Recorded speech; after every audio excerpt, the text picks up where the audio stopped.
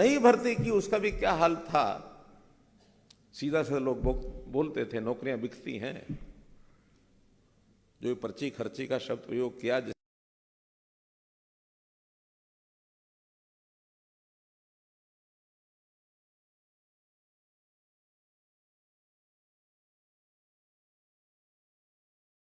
इसके कारण से उसको समाज ने स्वीकारा कि हाँ, पर्ची खर्ची के कारण से ही बर्बादी हुई है। अब कोई पर्ची खर्ची नहीं चलती है, मेरिट के ऊपर सबकी भर्तियां होती हैं। ग्रुप सी और डी इसके इंटरव्यू खत्म किए, क्योंकि इंटरव्यू में खेल बहुत होते हैं।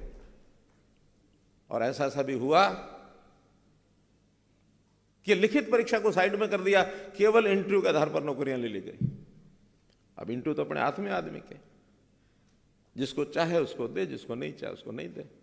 लिखित में सामने वाले की कुछ योग्यता पता लगती है, उसके बिना ही कर दिया गया।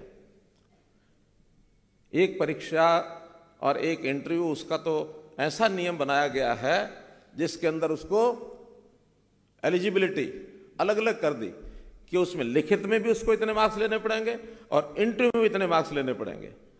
भाई अगर दोनों को मिला दोगे, लिखित तो उसके हाथ में, इंटरव्यू तो उसके हाथ में है नहीं, इंटरव्यू तो जिसने लगाना उसके हाथ में है। दोनों का अगर करेगा तो लिखित तो बेकार हो गया। फिर कुछ अधिकारी इस मेरे विषय को समझ गए होंगे, मैं इसकी डिटेल में नहीं जाना चाहूंगा, मेरी कुछ सीमाएं हैं। लेकिन ऐसा भी खेल हो रहा है, अभी भी हो रहा है। इसमें से बाहर करने के लिए हमने इन सब बातों को किया है। मुझे खुशी है कि सुशासन के इन सारे कामों के माध्यम से लाभ हो रहा है। सुशासन की योजनाएं, उसका उद्देश्य लोगों के समय को बचाना, साधनों को बचाना, और विशेष तौर पर एक जो भ्रष्टाचार नाम का कैंसर ये लगा हुआ है, केवल अपने प्रदेश में ऐसा नहीं है, प्रदेश में भी है, देश में भी है, दुनिया में भी है। कहीं छोटा है, कहीं बड़ा है, लेकिन व्यक्ति दुखी बहुत होता है जिसके हाथ बीतती है।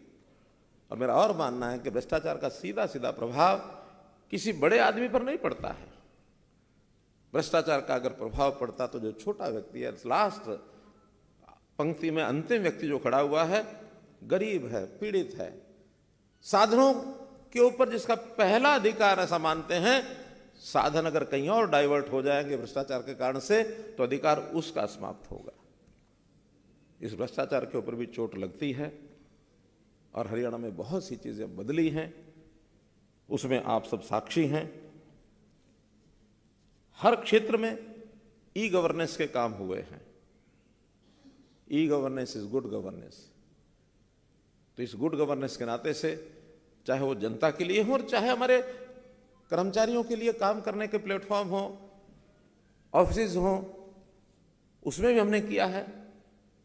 लेकिन हर दिन कोई ना कोई नई बात ध्यान में आती है कि ये कहीं ना कहीं रह गई है, कमी रह गई है।